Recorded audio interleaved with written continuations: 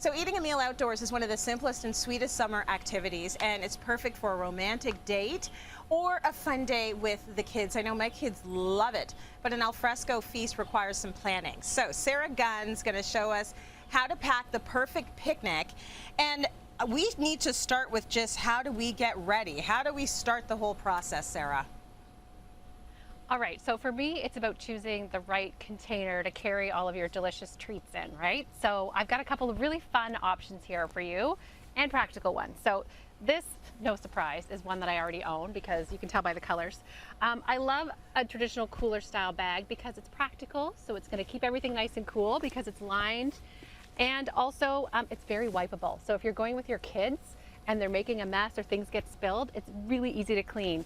They often really come with like drink holders in the top or alternative entries, which is really, really practical, and I love it. But because I'm also me, I really like the look of a traditional picnic basket. But I've got two here from IKEA that I'm calling traditional with a twist. So here's the first one. And what I love about this, Tracy, I feel like this one is very you, because when I open it up, I picture 2 or 3 or 4 bottles of wine, some chocolate, and some cheese. Right? She knows me very well. She knows me well. The thing I love about this is it's a backpack. So I just recently took up biking, again, for the first time in 20 years. I test drove my son's bike as my first ride, and then I ended up getting one, which is great. So I think this is perfect for if you're going for a short bike ride to find a park or something. It's practical and fun. And then the other traditional one, which this looks like an old school picnic basket that you would see, right? That we used to use when we were kids.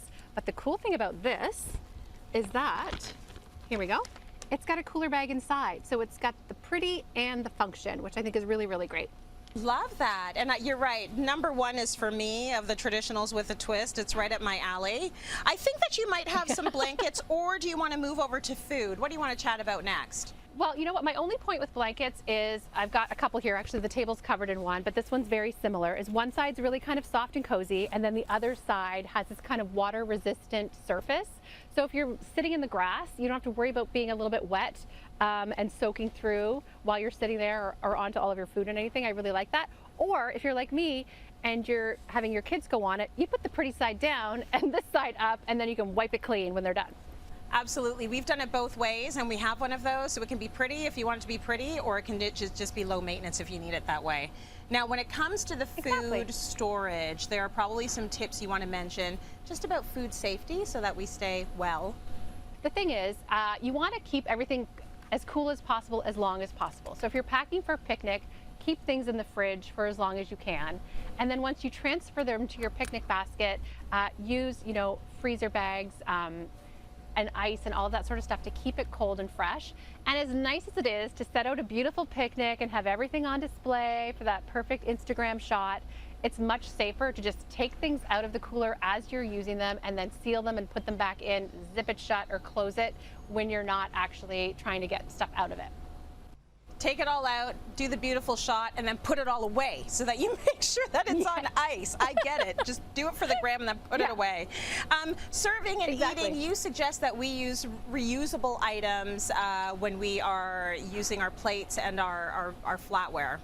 Exactly. Yeah, and I've got a couple cool options here. So I've got this wood flatware, and it is recyclable, and it comes in a really large set from Amazon. So that's really, really great. It's not wasteful.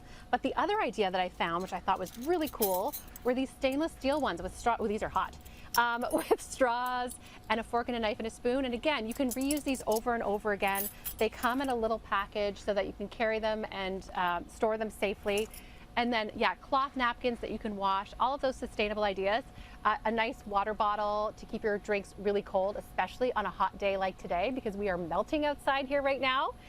And then another tip for food storage, which I think is really cool, is mason jars. So individual portions right now, especially again, when we're not sharing food and doing all those things that we would normally do, these are a really practical way to store salads, which are a popular picnic treat. So dressing on the bottom, crunchy veggies, a protein, softer veggies, and then your lettuce on top, and it's good to go. Sarah, thank you so much for those tips. You got me excited about our next